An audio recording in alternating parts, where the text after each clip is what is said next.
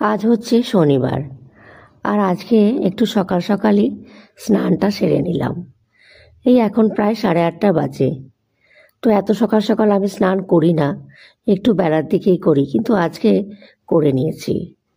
আর আমার এই দক্ষিণ পূর্ব দিকের বারান্দাটা দিয়ে এই সময়টায় খুব ভালো রোদ আসে, এবং রোদটা প্রায় 10:30 11টা পর্যন্ত থাকে। তো যতক্ষণ খুশি বসে থাকা যায়, যদি না কোনো কাজ থাকে। তবে আমার না সকাল সকাল চান করলে যেটা হয়, মাথাটা যেন একটু ধরে যায়। তো যার জন্যে ভাবলাম, যদিও চুলটা পুরোটা ভিজায়নি, তবুও চুলটা একটুখানি শুকনো করার জন্য রোদে বসেছিলাম। আর কি আরামটাই না লাগছিল রোদে বসে। কি সুন্দর রোদটা পিঠে লাগছে। এই রোদে বসে বসেই অনেকক্ষণ ধরে চুলটাকে ভালো করে শুকনো করে নিচ্ছি, আর গাটাও বেশ গরম গরম হয়ে গেল।